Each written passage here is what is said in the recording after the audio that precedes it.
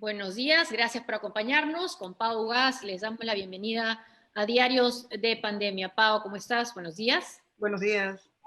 Un programa sobre ciencia y COVID-19 que transmite La Mula.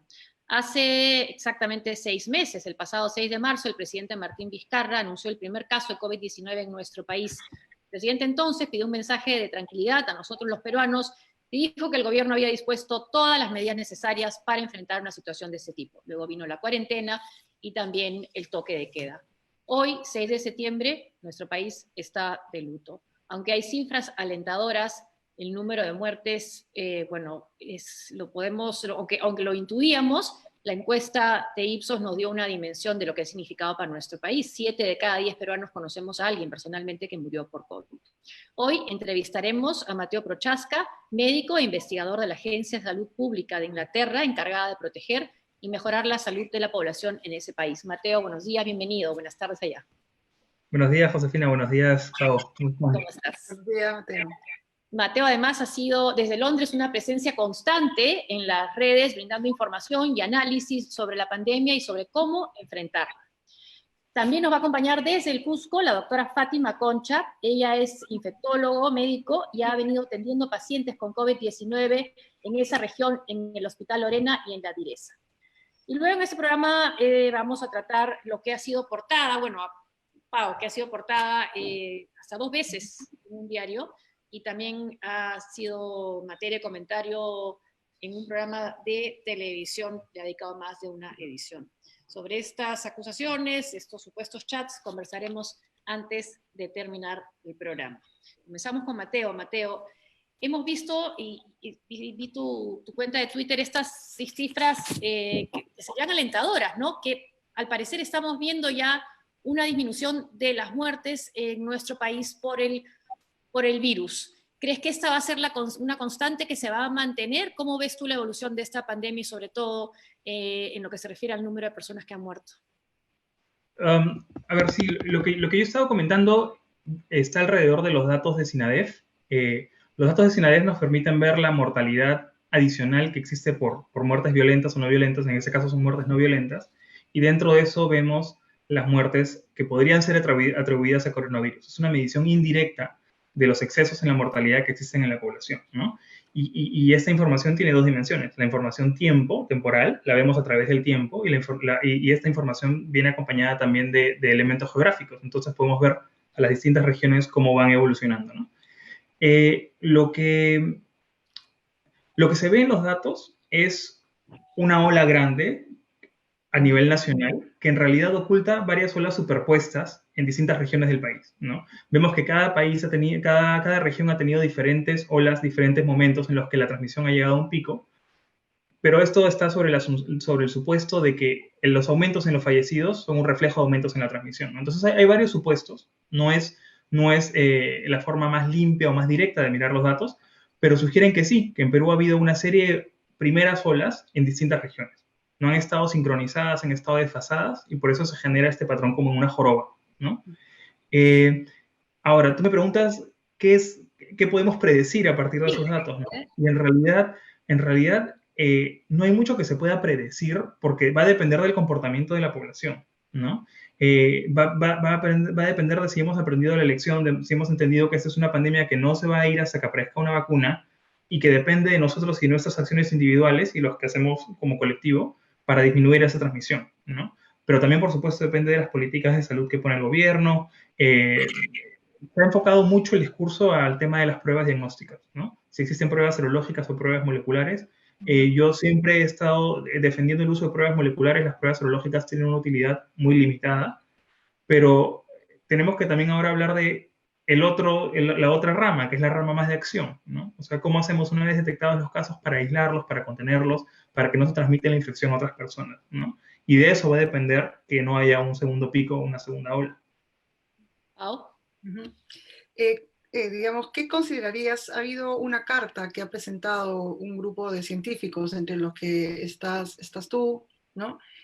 Al gobierno, al presidente Vizcarra, a la actual ministra Pilar Massetti, pidiendo que se incluyan a los científicos en esta pandemia, en parte en combatir en lo que viene a ser el COVID-19.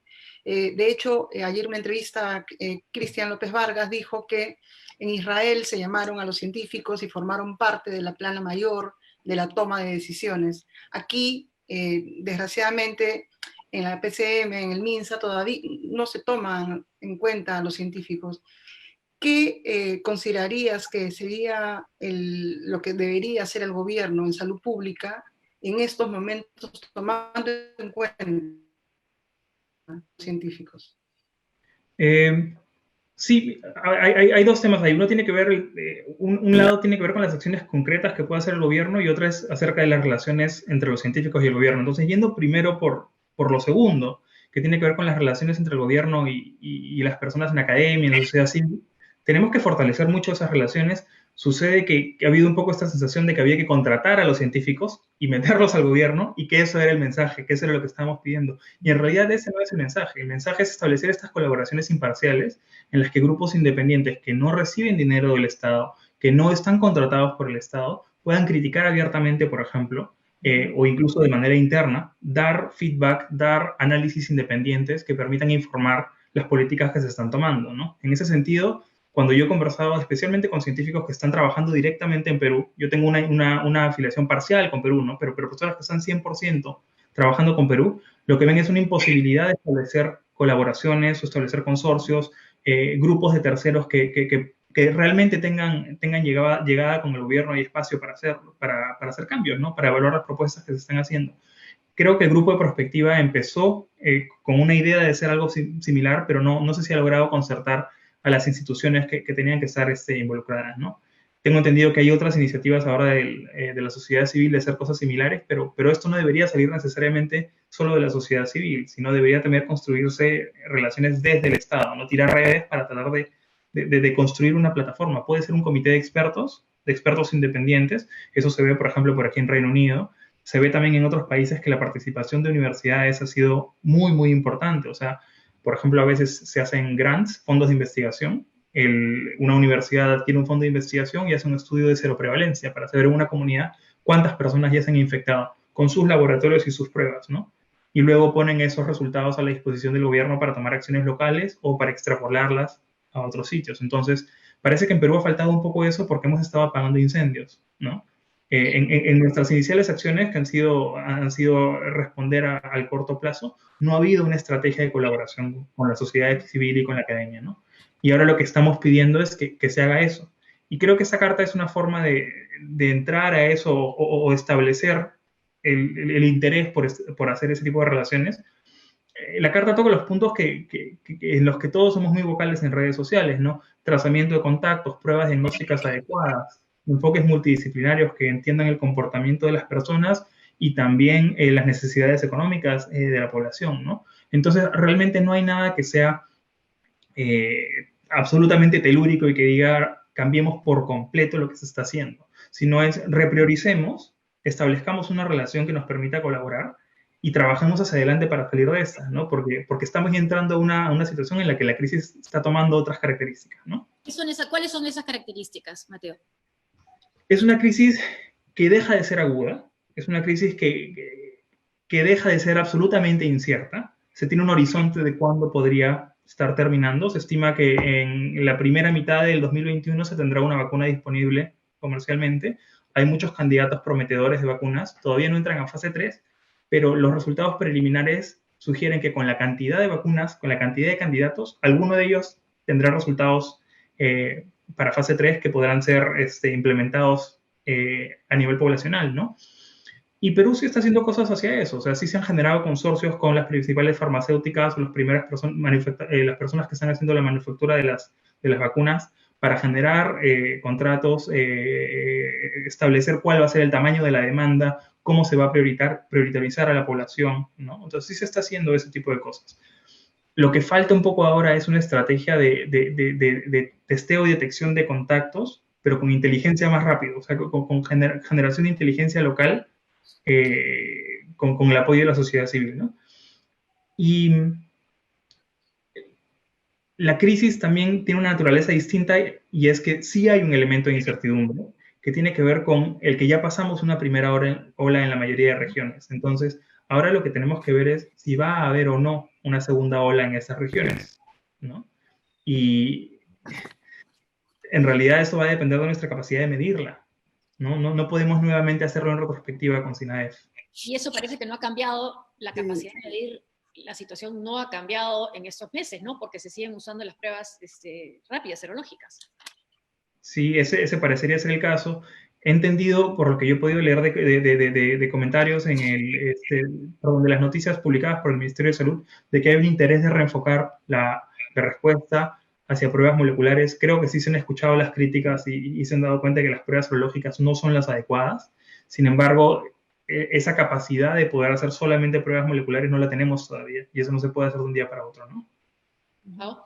No, además, lo que demuestra, digamos, es que es un tema también cultural, ¿no? O sea, en nuestro país, en Perú en general, la desconfianza es como la moneda corriente. Entonces, que vengan los científicos a decir, necesitamos hacer este camino, hacer rastreo de contactos, hacer pruebas moleculares, tenemos esto que estamos desarrollando, ¿no? En pruebas moleculares, tenemos esto, pero me lo está diciendo porque quiere hacer negocio o porque quieren, ¿cómo se dice?, vender la patente, o sea, porque también chocamos con esas culturas que son parte también de lo que es este país, ¿no? Entonces, ¿qué sería el modelo, digamos, ideal para que el consenso pueda realmente, entre lo que están diciendo los científicos y están escuchando los actores políticos y también la misma sociedad civil, en términos de vigilancia epidemiológica, ¿no? ¿Qué crees en qué cosas sí se tienen que hacer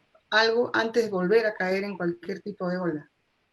Yo creo que lo primero en lo que pienso cuando oigo tu pregunta, Paola, es la necesidad de educar a los profesionales que toman decisiones en salud pública. ¿Por qué? Porque quienes toman, cuando hablamos de salud pública, pensamos quiénes toman decisiones en salud pública. Pensaríamos usualmente que quienes toman decisiones en salud pública son médicos, epidemiólogos, enfermeras capacitados, ¿no? Es personal de salud que ha estudiado para tomar ese tipo de decisiones. No, en realidad quienes toman las decisiones de salud pública suelen ser economistas, abogados, ingenieros, ¿no? Son personas que tienen corte político y que con la información que se les trae toman una decisión. El problema es que existe una brecha entre el trabajo que estamos haciendo los científicos y lo que entienden las personas que toman las decisiones, ¿no? Entonces, primero lo que necesitamos es capacitar en ciencia a distintos sectores de la población, ¿ya? Existe un poco el mito de que las políticas basadas en evidencia se hacen cuando llega un poco de evidencia, un político la adopta e implementa una política. En realidad lo que siempre va a llegar es mucha evidencia que se contradice entre sí. ¿Ya? La ciencia sucede así. No existe un número, sino existen tres que se cruzan y a veces la decisión que se toma no está basada en ninguno de estos números, en ninguna de estos pedazos de evidencia, ¿no? Incluso en los escenarios más utópicos, rara vez es completamente basado en evidencia. Lo que sí se necesita es data de mejor calidad, ¿no? Porque para aproximarnos a una decisión que está basada en data, necesitamos que la data sea la adecuada. Y sabemos que hasta ahora no hemos estado produciendo la data adecuada por el tipo de pruebas utilizadas, ¿no? Entonces esto genera tensiones al momento de tomar decisiones porque la información que se ve se desestima, ¿no? O sea, no sabemos si eso no es real. En ese sentido, muchas voces han salido, por ejemplo, a decir el mejor sistema de vigilancia epidemiológica para COVID que tiene el Perú es SINADEF.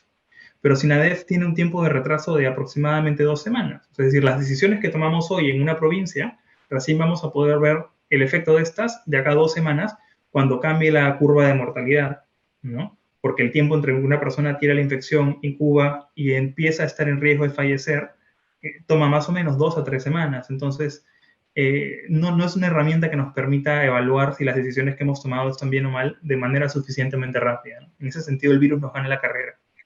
Ahora, ¿cómo pasó en el Reino Unido, en Londres, donde tú vives? Porque al comienzo Boris Johnson casi negaba la importancia o la letalidad del virus hasta, bueno, que él lo contrajo. ¿Crees que ahí sí hubo un cambio y empezaron desde el gobierno británico a escuchar a los científicos? Sí, mi experiencia con el gobierno británico, yo no he estado definitivamente involucrado en ningún escenario donde se tomen decisiones de ese nivel, ¿no? Por supuesto.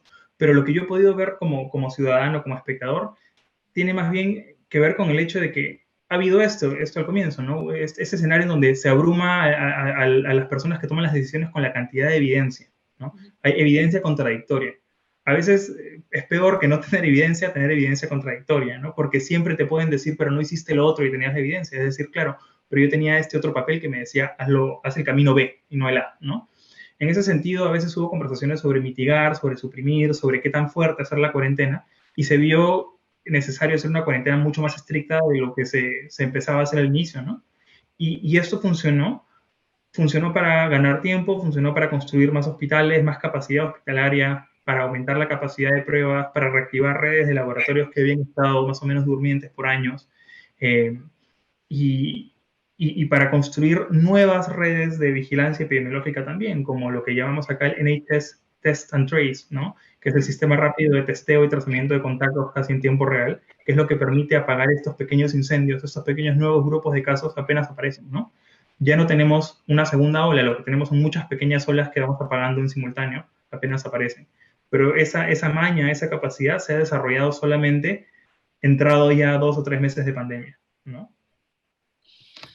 Entonces, ¿tú crees que ahorita sí, digamos,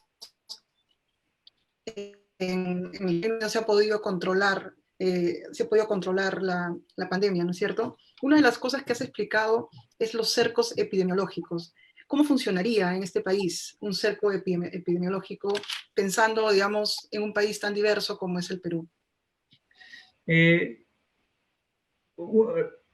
Tu pregunta introduces el elemento de diversidad. ¿Cuál es tu preocupación con el tema de que el país sea diverso? En el que, digamos, no creo que las mismas decisiones que se tomen en Piura funcionen igual en Loreto, o funcionen en Cusco, o en Puno, o en Lima. O sea, digo, tenemos que tomar decisiones de acuerdo a las regiones, y recuerdo, hay también nuestro sistema de salud, que es muy precario, ¿no? Sí, te entiendo. Claro, a ver, desde el punto de vista conceptual, el cerco epidemiológico funcionaría en todos lados como idea, como teoría, y tiene que ver con encontrar los contactos de los contactos, con establecer estos grupos de contactos y a ellos aislarlos, a ellos hacerles pruebas y contener, ¿no? Tiene que ver con contener pequeños nuevos brotes de transmisión apenas aparecen, ¿no? Esos temas, ese tipo de aproximaciones epidemiológicas se hacen, por ejemplo, cuando hay epidemias de ébola con vacunas, ¿no? Algunas de las vacunas, por ejemplo, se administran en anillo, ¿no? Hasta el segundo anillo de contactos para disminuir que escape de esa red social. Entonces, desde el punto de vista teórico, eso funciona en cualquier lado. Pero claro que cuando queremos aterrizar eso en realidades locales, tenemos que ver, por ejemplo, si las personas que están en Piura son mucho más sociables que las personas que pueden estar en Tacna, o las familias en Piura son mucho más grandes. Estoy poniendo ejemplos teóricos, ¿no? Hipotéticos, pero claro, las relaciones entre las personas, la edad de las personas que existen en una casa, ¿no? En un barrio, por ejemplo, ese tipo de constituciones son las que tienen que informar cómo se hace el cerco epidemiológico o las medidas de control, ¿no? Sobre la operación Taita, perdón que te corte, ¿sabes si esta está cumpliendo, la operación Taita, los lineamientos y principios científicos de respuesta de control de la pandemia? No estoy informado al respecto, no podría responderte la pregunta. Bueno, fundamentalmente ahora están haciendo pruebas rápidas, repartiendo medicamentos como en algunos casos ivermectina, en otros casos hidroxicloroquina. Y quería comentarte lo que hemos escuchado del doctor Celis en Iquitos, que estuvo atendiendo en el peor momento de la pandemia que golpeó tan duramente Iquitos, ¿no? ¿Hay alguna explicación para lo que pasó en Iquitos? Hubo esta cantidad de muertes tremenda, trágica, y luego ha bajado, pero en ese momento por cómo los sorprendió la pandemia, no pudieron tomar casi ninguna de las medidas que estamos comentando ahora.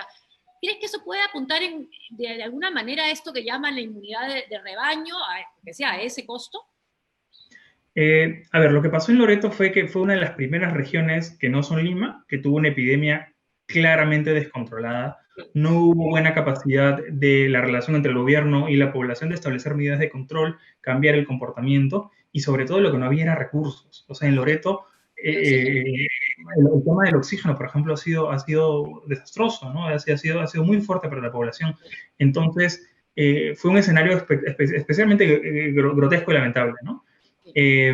Yo creo que se puede tratar de hablar de inmunidad de rebaño cuando, dependiendo de la infección, se llega a más de cierto porcentaje de la población que se ha infectado y se ha recuperado y que por lo tanto no puede volver a infectarse. ¿Y qué porcentaje vendría a ser ese?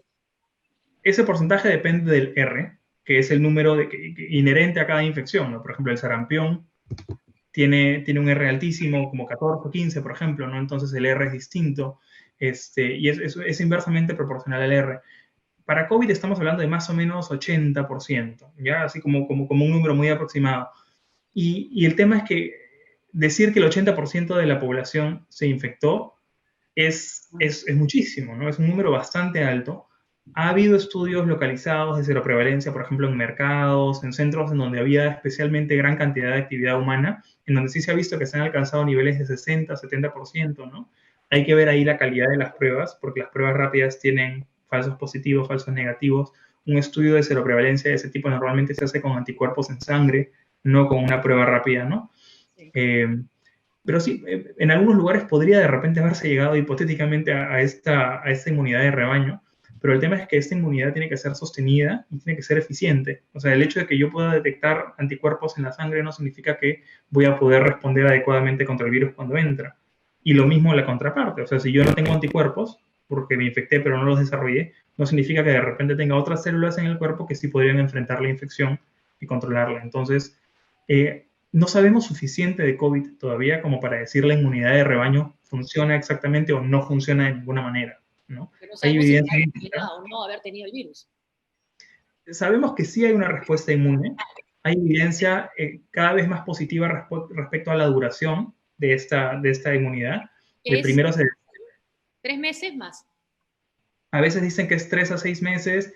He visto hace poco evidencia bastante más positiva que decía 6 a 9 meses, en donde miraban no solamente anticuerpos, sino miraban también, por ejemplo, las células T, ¿no? Entonces, hay que mirarlo con cuidado y estar muy al tanto de lo que va saliendo cada día. Ahora que empiecen a salir los ensayos clínicos fase 3 de las vacunas de los distintos candidatos de vacunas, vamos a ver también si la inmunidad que se está administrando mediante vacunas tiene el mismo efecto que la inmunidad natural que se está dando por la infección, ¿no? ¿Y a qué costo de vidas, no, Pau? Sí, entonces, digamos, no tener claro tantas cosas sobre el COVID hace que se tomen pocas decisiones, pero tendrán en algún tipo de base. Entonces, si es que se ha fallado en el tema de pruebas rápidas y ahorita, y se tomó una buena decisión, como lo decías al comienzo de la pandemia con el tema de la cuarentena, ¿qué cosas se tienen que hacer esta semana? Porque no tenemos mucho tiempo que perder, ya tenemos el COVID entre nosotros, ¿no? ¿Qué se puede hacer para que la cifra no pase en esta nueva ola, ¿no? Yo creo que hay que ser muy prudentes con el mensaje que se da a la población, no decir, ya pasó la ola, podemos regresar a la normalidad, eso no es cierto en absoluto. El gobierno definitivamente tiene que mantener el mismo nivel de pruebas como mínimo, ¿no? Sino ahora sí repuntar en pruebas moleculares, seguir fortaleciendo la inteligencia hasta nivel provincia. Sería ideal tenerlo a nivel distrito, pero a nivel provincia. El hecho de que, por ejemplo, las cuarentenas focalizadas estén logrando mapear provincias indica que ya hay cierto conocimiento sobre patrones locales un poco más desagregados, ¿no? Se necesita también generar espacio para distribuir la vacuna cuando ésta llegue, porque podemos estar enfocándonos en qué podemos hacer en este mes, ¿no? En septiembre, octubre de 2020, pero si nosotros no estamos preparados para junio 2021 para dar la vacuna y perdemos 2 meses preparándonos tarde, son 2 meses más que perdemos, ¿no? Entonces, es estar listos para que apenas llegue la vacuna poder administrarla. Por otro lado, se tiene que fortalecer la capacidad de hacer trazamiento de contactos. Esto se ha repetido muchísimo, lo hemos hablado hace un rato del cerco epidemiológico, tiene el elemento de trazamiento de contactos muy de cerca, ¿no? Pero la cantidad de recursos que se necesitan para hacerlo es muy demandante, ¿no? Sí, aún sigue alto el número de personas que están muriendo, es el doble de lo que fue el año pasado, ¿no? Sí. ¿Puede hacer alguna proyección si la curva sigue de esta manera? ¿Cuándo va a descender a niveles parecidos al año pasado? No se puede saber y la verdad es que en ninguna parte del mundo ahora la mortalidad ha regresado a estar exactamente como estaba. Es decir, regresa y sube, regresa y sube. ¿Por qué? Porque hasta que no tengamos una vacuna, las personas van a seguir infectándose el momento en que se relajan las medidas, porque si hay un caso aquí o hay un caso allá, ese caso siembra un nuevo grupo de brotes, ¿no? Y si no sucede eso y digamos que se elimina el coronavirus en una región, al abrir fronteras ingresan nuevos casos y se siembra nuevamente, ¿no? Entonces, lo que se necesita ahora es un estado de vigilancia constante. O sea, el nivel de vigilancia que se tiene que mantener desde hoy hasta que aparezca la vacuna tiene que ser el mismo en intensidad. Así no tengamos ningún caso registrado, no podemos dejar de mirar los datos, no podemos dejar de mirar los números, porque apenas aparece un caso deberíamos ser capaces de aislarlo, de contenerlo, ¿no? En Perú esto no va a ser posible, de hecho países desarrollados están ya luchando contra ello, Francia y España han tenido repuntes recientes, Reino Unido también está aumentando en los últimos días la cantidad de casos, entonces es un reto constante del sistema de salud estar frecuentemente apagando incendios, ¿no? En ese sentido, los epidemiólogos somos un poco como bomberos de pandemias, ¿no? Estamos donde hay fuego apagándolo, pero estamos en un bosque que está en eternas llamas, ¿no?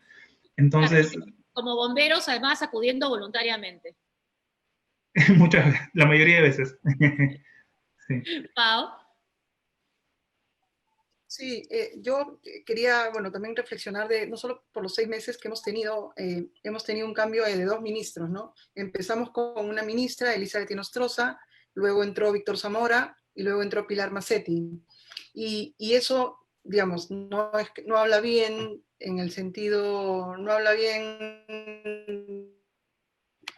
de cómo controlar la pandemia, y quería saber si crees que qué faltó, qué le faltaría a la nueva administración de Massetti y a su equipo de gente que está ahí para no fallar esta vez y para poder, digamos, lidiar con esto, ¿no? Yo creo que tienen que hacerse muchísimos esfuerzos de comunicación clara, ¿no? Los mensajes de salud pública tienen que ser sumamente claros, ¿no? Asintomáticos, personas sintomáticas, infecciones nuevas, el trazamiento de contactos, ¿no? El aislamiento, cuarentena. Esos términos tienen que estar muy claros en la mente de la población para que la población pueda adaptarse y adoptar estas medidas, ¿no? Hay una confusión con lo declarado por la ministra sobre los asintomáticos, ¿no? Sí, sí, fue creo una confusión desafortunada, no fue en absoluto preciso, pero creo que sí, creo que ese tipo de cosas tienen que evitarse, ¿no? Porque la realidad es que las personas asintomáticas sí pueden transmitir el virus a otras personas, tienen altas cargas virales, se han hecho estudios donde se encuentra que las cargas virales en asintomáticos no son despreciables. La diferencia está en que las personas asintomáticas no tosen, por ejemplo, ¿no? Porque no tienen síntomas. Y al no toser no están expectorando el virus en la misma frecuencia o intensidad que una persona muy sintomática que está tosiendo, ¿no? Esos estudios de la carga viral se hacen haciendo hisopados faringios que comparan la cantidad de virus en el hisopo, ¿no? Que no es la misma que la cantidad de virus que uno excreta cuando respira, cuando habla, cuando tose. Sin embargo, sí hay una diferencia fundamental, y es que con respecto a lo que dijo la ministra con lo que sucede en la evidencia científica, ¿no? Y es que las personas asintomáticas o presintomáticas sí pueden transmitir la infección, ¿no? Y esa es la principal razón por la que se recomienda ahora el uso de mascarillas de manera tan global, ¿no? Incluso los países que inicialmente no estaban utilizando mascarillas, ahora la están utilizando. ¿Oh? ¿Has podido conocer un poco la campaña de comunicación del gobierno y que buscaría no solo llegar a otros públicos, sino hacer lo que tú decías al comienzo, ¿no? No solo es trazabilidad y contacto, sino cambios de comportamiento para poder lidiar con una pandemia, con un COVID que todavía va a seguir entre nosotros por mucho tiempo más? ¿Qué te parece esa campaña de comunicación? He visto uno de los spots. Las campañas de comunicación son una estrategia infaltable en cualquier paquete de intervenciones de salud pública. Y en particular tienen que estar diseñadas alrededor de objetivos muy claros, en donde se sabe claramente cuál es el comportamiento que se quiere cambiar, cuáles son los mensajes que tienen esos objetivos y cuáles son los canales para distribuir esos mensajes. Y se testea la intervención, o sea, no se lanza una intervención que a alguien se le ocurrió, sino se hace un piloto, se ve cómo responde la población, se trata de hacer un análisis respecto a si realmente bajó o no bajó el comportamiento negativo, ¿no? En ese sentido, me parece que la campaña está diseñada en torno a estos lineamientos generales. No conozco el contexto en el que se ha desarrollado la campaña. Algo que me parece ligeramente cuestionable es que es una campaña que utiliza el miedo, ¿no? Como agente de cambio de comportamiento, que realmente hay evidencia que dice que el miedo no es la forma más eficiente de cambiar el comportamiento de las personas, ¿no? Definitivamente tiene valor la campaña en el sentido de que genera un impacto, genera una conversación, pero como intervención de salud, de repente como estrategia de comunicación es interesante, pero como intervención de salud pública falta mucho contexto para decir si es una buena campaña o no, ¿no? Es mejor que la ausencia de campaña, definitivamente. No se está dando información que sea desacertada. Me parece que las campañas de comunicación han debido ser mucho más tempranas y tener un rol protagónico desde abril, mayo, pero como decía hace un momento, hemos estado apagando incendios pequeños, ¿no? Sí. Ahora, a quienes critican la cuarentena que decretó el presidente Vizcarra porque dicen que no evitó la pérdida de vidas, pero que además fue calamitosa para la economía, ¿qué podrías decir tú? Pero eso es desacertado. O sea, uno ve el patrón de crecimiento de casos y ve lo que estaba sucediendo en las primeras semanas respecto a lo que sucedió luego. Y claro que se evitó la pérdida de vidas, ¿no? Pero además se evitó la pérdida de vidas de manera temprana. O sea, se ganó tiempo. Si uno ve la cantidad de camas UCI que había al comienzo, con las que había un mes y medio después, por ejemplo, habían aumentado algo de 300, 400 camas, que es poco, pero es el doble, ¿no? Entonces, sí es un cambio importante, ¿no? La cantidad de pruebas moleculares que se podían realizar por día cuando empezó la pandemia versus lo que se podía hacer 1 o 2 meses después era completamente diferente, ¿no? Y, por ejemplo, las regiones que han tenido picos más tardíos, por ejemplo, Arequipa, Cusco, ahora Tacna, han aprendido de la experiencia en regiones más tempranas, ¿no? El Lambayeque, La Libertad, Loreto. No son, por supuesto, el mismo personal de salud, pero el gobierno en general entendió qué funciona, qué no funciona. Ya no es una enfermedad completamente desconocida, ¿no? Entonces, en ese sentido, si no se hubiera hecho una cuarentena general al comienzo, quizás todas las epidemias se disparaban juntas, ¿no? Y no hubiéramos tenido el mismo exceso increíble de mortalidad en todas las regiones, ¿no? Entonces, me parece irresponsable decir, no, la cuarentena general inicial no funcionó, no es cierto. Claro. Entonces, lo que sí hay que hacer como política general es retomar la discusión del rastreo de contactos, ya sea a través de una app, a través de sistemas telefónicos para seguir a la gente y poder tener recién una base que permita verlo, o sea, atacar el COVID, pero con más dirección, ¿no? No así tan a ciegas como estamos hasta ahorita, ¿no? La gente un poco asustada y automedicándose. Sí, creo que nos estamos moviendo en esa dirección. Es decir, el gobierno sí cambió el enfoque de cuarentena general a cuarentena focalizada hacia mediados, fines de agosto. Ha empezado a hacer cuarentenas focalizadas incluso a nivel provincia. Ha tratado de hacer medidas nacionales que se supone responden a los patrones de movimiento de las personas. Estuve leyendo, por ejemplo, un poco más sobre la inamovilidad obligatoria en los días domingo, que el gobierno ha respaldado, entre otras cosas, esa medida con que los patrones de movimiento de las personas, utilizando información recolectada por celulares, indica que los días domingo son los patrones que favorecen la infección y la transmisión. No conozco esa data de primera mano, pero me parece esperanzador que el gobierno diga que está utilizando esa data para tomar esas decisiones, ¿no? Hay que seguir moviéndose en esa dirección. Pero creo que lo que sí falta es el tema de trazamiento de contactos. ¿No? No he visto información al respecto, no he visto una campaña sólida, grande, y eso es lo que ha permitido en otros países hacer control, ¿no? O sea, te comento un poco mi experiencia aquí en Reino Unido, ¿no? Nosotros tenemos un sistema de inteligencia en donde los casos nuevos entran por un sistema de reporte de redes de laboratorios centralizadas a computadoras del gobierno todos los días en la mañana.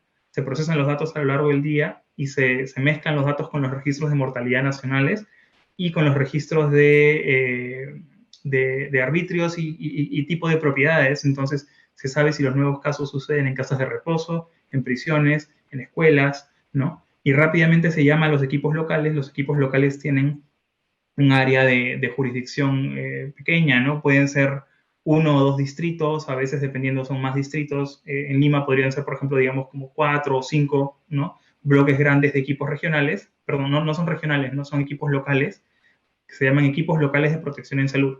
Entonces, todos los días el equipo de protección de salud llega información que dice, tienes esta cantidad de casos nuevos, están en estas direcciones, esos son sus teléfonos, ¿no? Entonces se llama a todos los contactos de esas personas, se llama el caso, se llama a sus contactos y se dice no salgan de casa 2 semanas y se envía a alguien a que haga la prueba, ¿no? Pero por supuesto esto suena, aterrizar esto en Perú suena utópico, ¿no? Porque en Perú la cantidad de recursos, tanto de información como para devolver la información a los equipos locales, como para que haya personal entrenado para poder procesar la información a nivel local y actuar sobre ella, parece escaso, ¿no? O sea, en Perú no parece haber esa capacidad en este momento. Entonces, lo que hay que tratar de hacer es cubrir esa brecha, ¿no? Aumentar esa capacidad, tanto en recursos humanos como en presupuesto destinado a fortalecer sistemas de información. O sea, no podemos desestimar el valor que tiene la información en tiempo real para proteger nuestra salud. Yo creo que eso ha sido una de las lecciones más importantes de esta pandemia, es como nuestra data y la forma en la que nuestra data es utilizada por el gobierno afecta directamente a nuestro bienestar, ¿no? En ese sentido, el gobierno tiene que ser un gobierno capaz de manejar, utilizar data para cuidarnos. Pero entonces no debería decir, o sea, podríamos hacer exámenes, o sea, cercos o vigilancias por zonas de repente, no decir, no podemos hacerlo de antemano, es utópico, pero es grande, qué sé yo, y sí poder probar, ¿no? En Italia, por ejemplo, lo hicieron en Bo, en una de las zonas, hicieron un primer cerco epidemiológico que funcionó bien, y poco a poco se dieron cuenta que así funcionaba, como lo que estás diciendo, o sea, controlar a todos los contagiados, a sus dos círculos, porque si no, vamos a seguir dando vueltas y vueltas, y la vacuna, la verdad es que es todavía lejos, ¿no?, de llegar. Sí, tenemos por lo menos para un año más siguiendo hablando de esto y estos cambios, ¿no?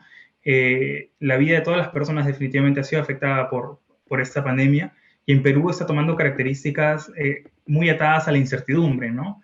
Comparada con lo que está pasando en otros países, hay una incertidumbre en Perú que no ha logrado ser completamente calmada y que tiene que ser atendida, ¿no? Sí creo que existe, como mencionamos, muchísimo espacio para hacer estrategias mucho más locales, ¿no? COVID no es una epidemia que sucede en un país o en una ciudad solamente, sucede en un barrio, sucede en un supermercado y en las casas que lo rodean. O sea, estamos perdiendo la capacidad de ver a la epidemia como un conjunto de fenómenos así muy, muy granulares, muy pequeños, ¿no? Entonces, una buena respuesta logra detectar estas diferencias entre lo que está pasando en esta cuadra y en esta otra cuadra, en este barrio y entre este otro barrio, ¿no? Por supuesto que un gobierno central, un gobierno incluso regional, va a tener dificultades para poder mirar la pandemia desde este lente, pero por eso es que se necesitan fortalecer instituciones locales como juntas vecinales, por ejemplo, ¿no? Como los primeros niveles de atención, como los centros de salud, pero se necesita tener que personal muy capacitado a ese nivel, ¿no? No solamente en salud, sino en epidemiología, en salud pública. ¿Hay algún país con una situación parecida a la nuestra, en América Latina, donde sí hayas visto una gestión más, no sé si llamarla exitosa, pero más eficiente? No con atención, los casos que más he mirado han sido alrededor de Brasil, que es un poco un escenario similar en algunos sentidos, peor en otros, ¿no? Chile logró establecer mucha más cantidad de pruebas moleculares, pero no he podido ver mucho acerca de su tratamiento de contactos, por ejemplo, no he podido seguirlo de cerca. Me parece que los mejores ejemplos de dónde se han hecho bien las cosas están finalmente en Europa, porque es ahí donde se tiene información de alta calidad, con mucha transparencia de cara al público y con actualizaciones en tiempo real, ¿no? Entonces hay ejemplos particulares de lo que se ha hecho en Alemania, en Reino Unido, en Francia, ¿no? Incluso también en España y en Italia, que son sistemas que deberíamos poder tratar de emular, pero sabemos que tenemos limitaciones, ¿no? Bueno, hay un equipo ahorita trabajando en Ancash, tratando de trabajar con el gobierno regional y el MINSA, con el grupo de científicos donde está Cristian López Vargas. Bueno, todavía están en pleno proceso de ver si funciona o no. Va a entrar la empresa privada porque hay mucho trabajo de mineros en esa zona y bueno, a ver qué pasa, ¿no? Porque si no se pone acento en este tipo de política de vigilancia epidemiológica, vamos a seguir como, bueno, cada semana hablando de su necesidad, ¿no? Sí, sí, de acuerdo. Yo creo que hay muchísimo espacio para apoyarse de la sociedad civil y la inversión privada en estos momentos, ¿no? Creo que el gobierno ha agotado un poco su capacidad, está bien claro que está a tope, y lo que me gustaría a mí ver es, por ejemplo, el gobierno diciendo estamos poniendo este dinero a disposición de la academia para hacer estudios que apoyen nuestra respuesta regional, incluso puede ser a nivel muy pequeño, ¿no? Hacer un estudio que una universidad regional haga un estudio en la ciudad de Cusco, por ejemplo, ¿no? O sea, en ese sentido las universidades son fundamentales, ¿no? Pero tener universidades fuertes fuera de Lima es un reto que el Perú ha tenido siempre, ¿no? Hay grandes universidades en Lima, excelentes investigadores, tanto en el Perú como en el extranjero, que creo que podrían apoyar muchísimo a lo que está pasando. Definitivamente la distancia no es ya una barrera, especialmente cuando todos estamos trabajando desde casa, pero me interesaría muchísimo ver, por ejemplo, qué pueden hacer los grupos de innovación dentro de los bancos, los grupos de innovación dentro de las inmobiliarias, por ejemplo, para pensar en temas de cómo detectar un brote de coronavirus en un edificio de 100 departamentos, por ejemplo, ¿no? O sea, ¿qué puede la inmobiliaria, que tiene cantidad de fondos y de recursos, si pueden de repente hacer un concurso público para un proyecto de salud pública que esté insertado en sus proyectos de desarrollo inmobiliario? O sea, hay tanto espacio para pensar en salud pública dentro de la inversión privada, pero no estamos acostumbrados a hacerlo, ¿no? Yo creo que eso, por ejemplo, va a ser un factor clave para que nosotros podamos salir de esto, es salir de pensar que solamente el gobierno va a tener las soluciones, ¿no? No es irse en contra del gobierno, pero es encontrar las formas de colaborar. Sí, así. Exacto. Sí, Exacto. Mateo, como por ejemplo Resucita Perú, la iniciativa del cardenal Barreto, ¿no? Mateo, al comienzo dijimos, bueno, que había noticias alentadoras porque estaba disminuyendo el número de muertes, pero que no sabemos, por lo que tú nos dices, hay una incertidumbre sobre eso, si eso va a significar que van a llegar a niveles pre-pandemia. Pero sí significa que este descenso va a continuar o, como está la situación, puede haber un resurgimiento. Mira, siempre puede haber un resurgimiento, pero lo que se ha visto hasta ahora es que el comportamiento lo que los datos sugieren es que el comportamiento de la población se ha adaptado y ha cambiado luego del primer pico, ¿no? En los escenarios donde ha habido un primer pico, se ve que luego de varias semanas se ha mantenido la transmisión más o menos baja, ¿no? Eso puede ser porque, entre otras cosas, las personas que se estaban... Lo explico de esta manera. Hay ciertas redes que se pueden saturar rápidamente. Por ejemplo, las redes de los comerciantes, ¿no? En Lima se vio que hubo gran transmisión en mercados en las primeras tempranas de la pandemia, ¿no? Al punto en que, por ejemplo, los relatos anecdóticos de personas que trabajan en unidades de cuidados intensivos eran que todas las personas que estaban en camas en cuidados intensivos eran personas que eran comerciantes o que tenían relación alguna con un mercado específico, ¿no? Sugiriendo que este mercado era de donde salían las infecciones. Entonces, en ese sentido, se podría haber saturado la cantidad de personas de ese mercado que se infectan, ¿no? Y los que no se infectaron de repente adoptaron medidas de control muy estrictas como utilizar mascarillas, lavar los insumos con los que trabajan. Entonces, eso hace que de repente ya no vaya a haber una segunda ola o un segundo pico en ese mercado, ¿no? Entonces, en ese sentido, parece que se han saturado muchos de los sitios en donde iba a aprender la pandemia, ¿no? Y vemos en los datos de SINADEF que ha habido una gran cantidad de olas en regiones grandes, desfasadas entre sí. Cuando se promedian, hacen esta gran ola que ha sido tan desesperanzadora, sobre todo para los que miramos desde fuera los datos y decimos, pero ¿por qué no se está aplanando? ¿Por qué no está bajando como en otros sitios si se está haciendo esto y esto y esto, ¿no? Es porque, entre otras cosas, ha habido gran cantidad de olas en distintas zonas del Perú y ahora ya han empezado todas a bajar. Desde las últimas 2 semanas, la cantidad de fallecidos en SINADEF ha estado disminuyendo y da la impresión, los datos sugieren que esta disminución va a seguir siendo constante porque ya no hay regiones ahora que están entrando en un repunte muy rápido. Es verdad que, por ejemplo, en Tacna y en Huancavelica todavía estamos mirando los aumentos en las transmisiones, pero parece que incluso Arequipa y Cusco han empezado a bajar también. Entonces, esto podría dar un escenario en el que en las siguientes semanas la cantidad de fallecidos por muertes no violentas en SINADEF bajen, dando un patrón como una primera ola que bajó muy rápido luego de un tiempo de estar bastante elevada, ¿no? Ahora, hay que mirar los datos con frecuencia. Puede haber una segunda ola en cualquier sitio si es que las dinámicas de movimiento de las personas cambian, ¿no?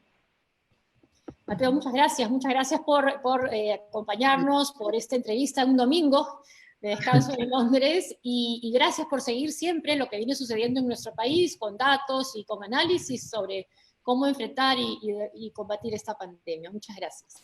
Gracias y te vamos a llamar en los próximos domingos. Gracias, Paola. Conversamos. Gracias, estamos hablando.